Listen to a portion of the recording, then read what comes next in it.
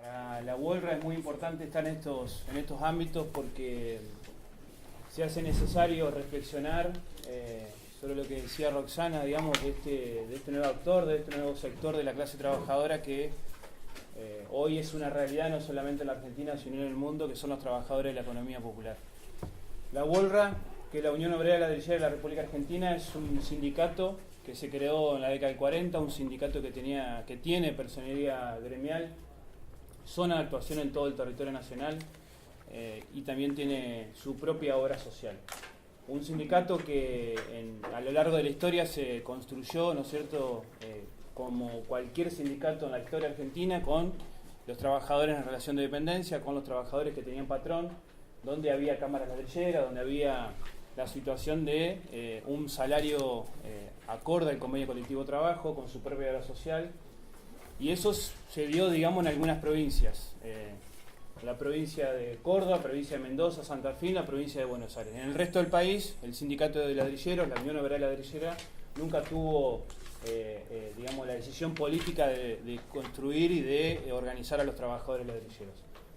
En la actualidad, la provincia de Entre Ríos, de la cual soy oriundo, soy vivo y nací ahí, digamos, tenemos una característica que en su gran mayoría los trabajadores ladrilleros son de la economía popular, trabajadores que han aprendido el oficio, trabajadores que han desarrollado el conocimiento de la artesanía del barro a partir, ¿no es cierto?, del conocimiento de sus padres, sus abuelos, y que han desarrollado, digamos, toda su vida en, como decimos, y como dijo también el título del panel, en las periferias del capital, por afuera, sin convenio colectivo de trabajo, sin derechos, sin obra social, sin un salario digno, sin vacaciones, sin ningún tipo de derecho de los cuales históricamente el trabajador y la trabajadora argentina han podido, de alguna forma, mediante las luchas históricas, obtener. Nuestro sector ahí en la provincia de Entre Ríos, debido a un estudio y haber recorrido toda la provincia, haber recorrido todo el país, hemos obtenido, ¿no?, que la gran mayoría, casi el 99% de los trabajadores, estoy hablando de todo el territorio nacional, son de la economía popular, o sea, la gran mayoría han aprendido el oficio y se desarrollan en distintas circunstancias, en distintos territorios, digamos, en paralelo a lo que es históricamente la fábrica y esa relación de patrón-obrero. Nuestra particularidad es que también, digamos, dentro del sector patronal tenemos otros dos sectores, que son los trabajadores con derecho y los trabajadores sin derecho, que también, digamos, eso es una lucha histórica que hemos tratado de empezar a reconocer y también tratado de resolver, digamos, en base a nuestra cuestión concreta.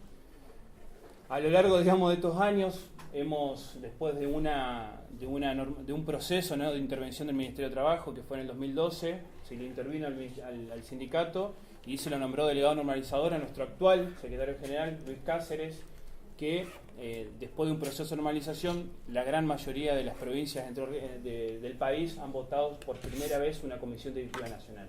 Eso es un hecho histórico, no solamente en las provincias que yo le nombré lo primero, ¿no?, que son las 4 provincias, sino que en todo el país los compañeros y las compañeras pudieron votar por primera vez su comisión directiva nacional con su secretario general y con la particularidad que como provincia como Entre Ríos nunca jamás en la historia habían votado a su comisión directiva, a su sindicato, habían tenido el derecho de ejercer, ¿no es cierto?, la posibilidad de votar a sus compañeros y compañeras que le iban a representar no solamente en la provincia, sino a nivel nacional. Y en base a eso empezamos a ver, ¿no es cierto?, empezamos a ver una realidad en la cual era un emergente nuevo, que era esto de los trabajadores de la economía popular. ¿De qué forma organizábamos los trabajadores de la economía popular? ¿Qué veíamos que era importante para poder, digamos, resolver las cuestiones concretas que están en el sector?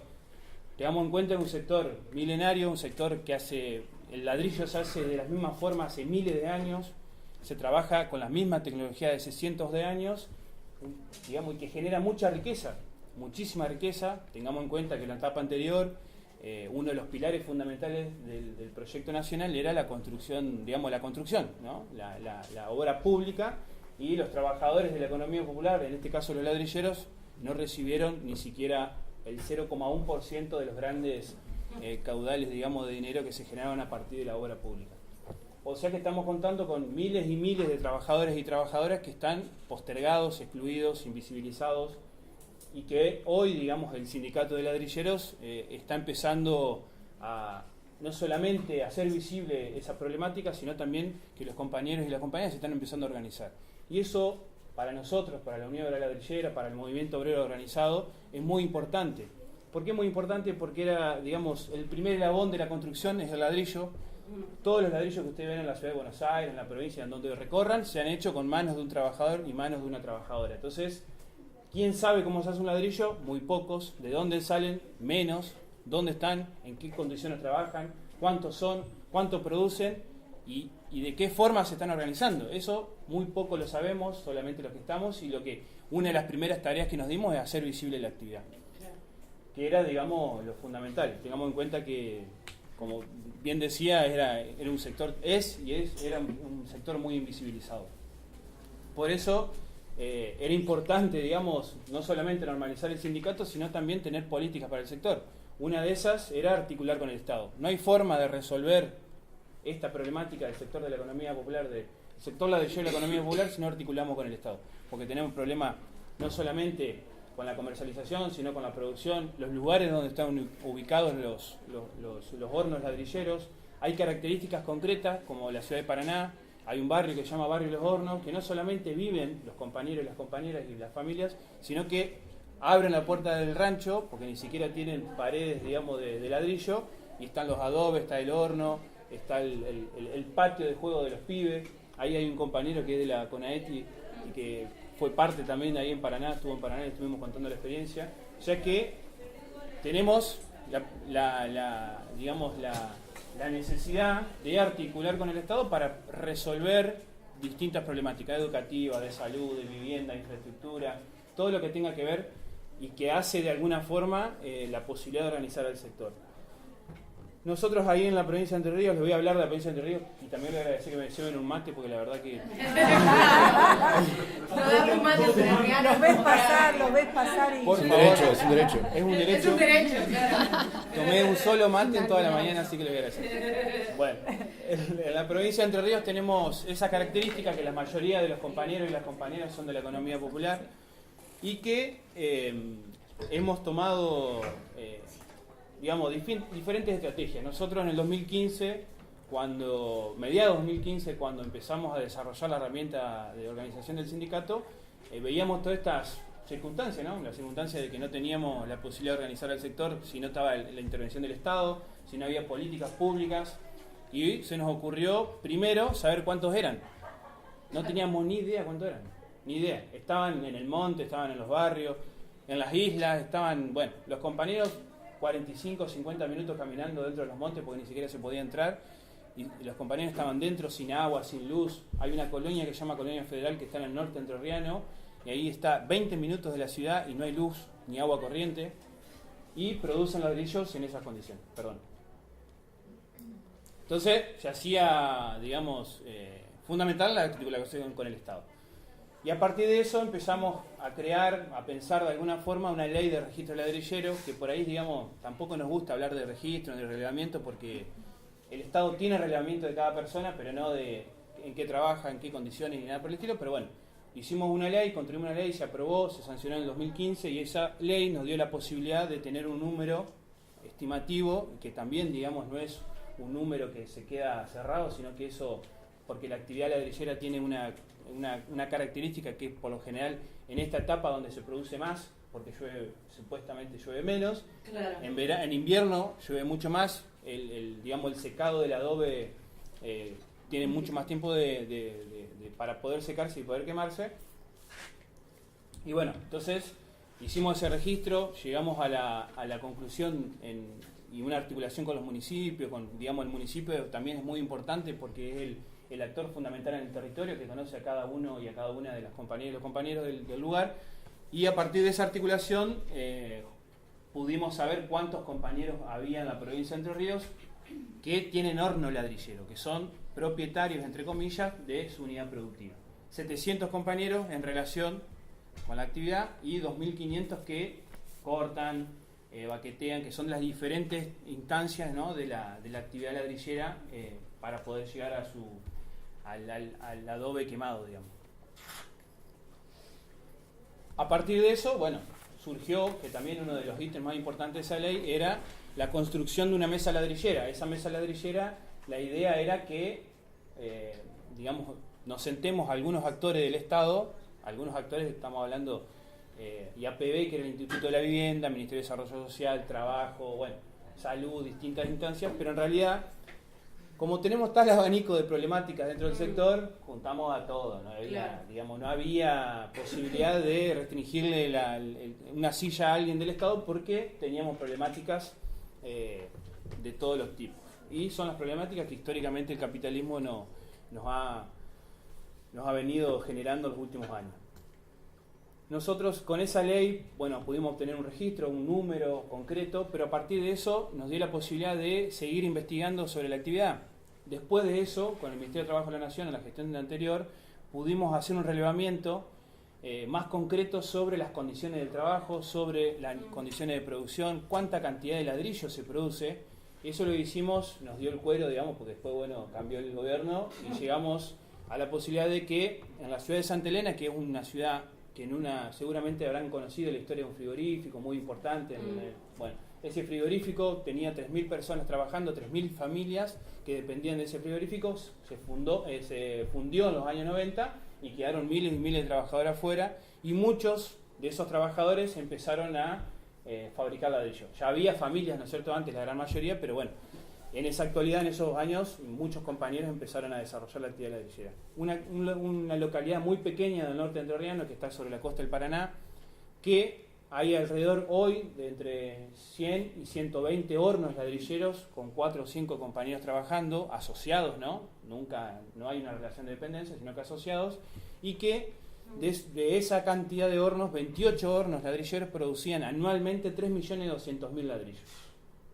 Esa guita, por supuesto, no la tenían los compañeros. Ese dinero, ese recurso, jamás llegó al bolsillo de los compañeros y las compañeras, porque acá el problema que tenemos, y eso seguramente Marcelo lo habrá planteado y la compañía de la CETER también lo va a plantear, es intermediario. Nosotros siempre el que se queda con el mayor recurso de lo que producimos, de lo que producen los compañeros y las compañeras, es el intermediario que nos pone el precio, nos dice a dónde vender, en qué condiciones vender, cuánto vender, a quién venderle y las diferentes, digamos, circunstancias a la hora de la comercialización.